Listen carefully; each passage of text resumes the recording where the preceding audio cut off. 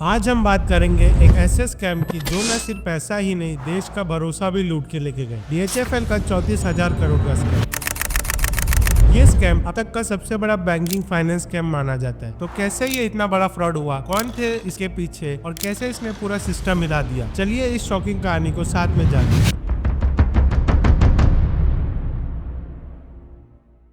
ये कहानी की शुरुआत होती है 1947 में, जब देश के पार्टीशन के बाद कुलदीप सिंह वाधवान पाकिस्तान से मुंबई आते। उनके दो बेटे थे, राकेश वाधवान और राजेश वाधवान। 11 अप्रैल 1984 को राजेश वाधवान DHFL की शुरुआत करते। उसके बाद आप देखोगे कि आज भी राजेश वाधवान ही चलाते हैं। ये फैमिली ट्री को आप लोग ध्यान से समझना। राजेश वाधवान के दो बेटे थे, कपिल वाधवान और धीरज वाधवान। उनके साथ साथ उनकी बेटी अरुणा वाधवान भी ये कंपनी चलाती थी। वही दूसरी तरफ कुलदीप सिंह के दूसरे बेटे SDIL की शुरुआत करते हैं 1996 में, जो कि अब उनके बेटे सारंग वाधवान चलाते हैं। ये DHFL के स्कैम में दो मेन कैरेक्टर हैं, मिस्टर कपिल वाधवान और धीरज भारद्वाज। पर एक तीसरा कैरेक्टर भी है जो कि एक बहुत बड़ा रोल निभाएगा इन सब में। उसके बारे में आप आगे जान जाओगे, लास्ट तक देखना। तो ये स्कैम कैसे हुआ उसके पहले आप लोग को ये समझना पड़ेगा कि DHFL काम कैसे कर। DHFL एक NBFC है, यानी नॉन बैंकिंग फाइनेंस कॉर्पोरेशन। दरअसल इंडिया में बहुत सारे लोगों को आए दिन लोन की जरूरत पड़ती है, जैसे personal loan, car loan etcetera. But हम यहाँ हाउसिंग लोन की बात कर रहे हैं। तो ये लोग बैंक के पास जा सकते हैं हाउसिंग लोन के लिए, बट बैंक के पास जाने के लिए तीन मेजर प्रॉब्लम है। नंबर 1, बहुत सारा पेपर वर्क। जो लोग कभी लोन लिए होंगे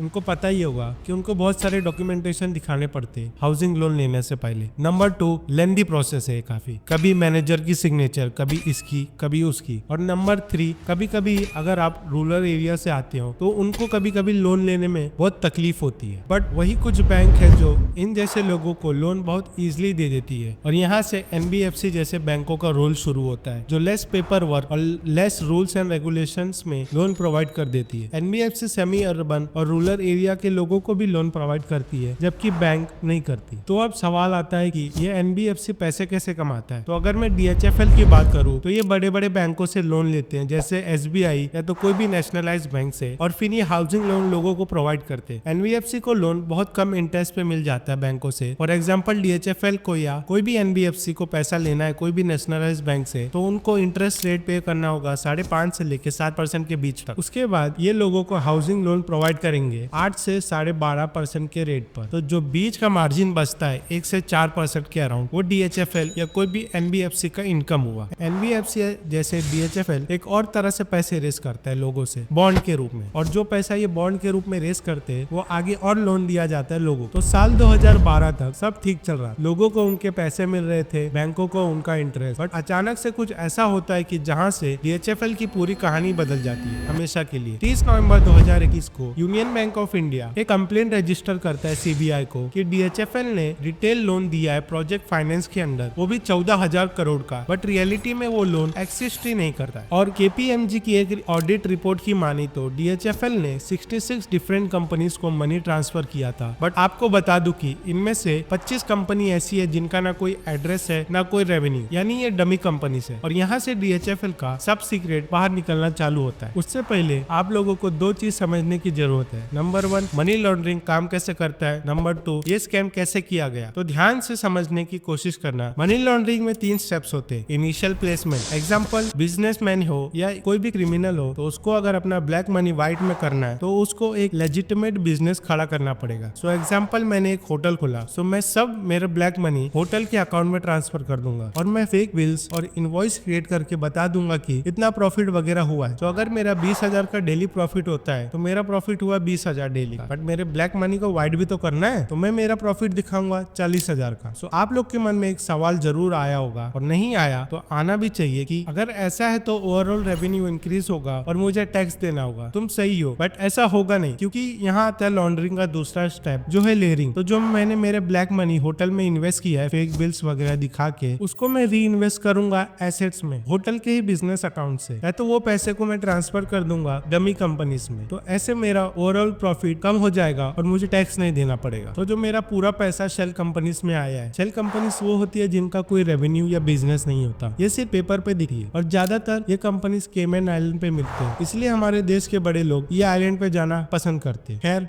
दरअसल वो आइलैंड की कंपनीज को कोई भी टैक्स नहीं देना होता और उनके अकाउंट भी इतने चेक नहीं होते। सो अब मेरा पैसा शेल कंपनीज में आ गया। तो यहाँ से आप कुछ चीजें हो सकती है, जैसे पहला कैश विड्रॉल। सो मैं पैसे निकाल के कोई भी एसेट्स बाय कर सकता हूँ, या तो रियल एस्टेट में इन्वेस्ट कर सकता हूँ दूसरे कंट्रीज में, या तो स्टॉक बाय कर सकता हूँ। तो सिंपल वर्ड्स में बोलूँ तो अब मेरे पूरे ब्लैक मनी व्हाइट हो चुकी है। तो मैं आशा करता हूँ आप समझ गए होंगे DHFL की वर्किंग और मनी लॉन्ड्रिंग को। तो अब आगे बढ़ते हैं मोस्ट इंपोर्टेंट पार्ट की तरफ। ये 34,000 करोड़ का स्कैम DHFL ने किया कैसे। तो साल 2012 तक अगर किसी भी NBFC को लोन चाहिए बैंकों से इंडिया में, तो ये दो चीजों में से एक चीज का होना कंपलसरी था। नंबर 1 डेब्ट क्रेडिबिलिटी, नंबर 2 कनेक्शन। DHFL के केस में ये दोनों उनके पास था, जिसके कारण वो बैंकों से बहुत बड़े बड़े लोन लिए। ये लोन लोगों को हाउसिंग लोन प्रोवाइड करने के आइडिया से ही लिए गए थे, बट वो पैसा लोगों के अकाउंट में जाना चाहिए था, बट वो गया कंपनीज के प्रमोटर के अकाउंट में। कैसे, आप इसको समझो। 2012 में कपिल वाधवान और धीरज वाधवान ने मिलकर एक बांद्रा में ब्रांच खोला। DHFL ने बैंकों से बहुत सारे लोन लिए हाउसिंग लोन प्रोवाइड करने के चक्कर में, बट वो सब पैसा गया कहाँ? DHFL के बांद्रा के ब्रांच में, और वहां से ये पैसा ट्रांसफर हुआ 2,60,000 डिफरेंट लोन अकाउंट्स में, जो कि फेक थे। DHFL का एक स्टैंडर्ड प्रोसेस है लोन को लोगों को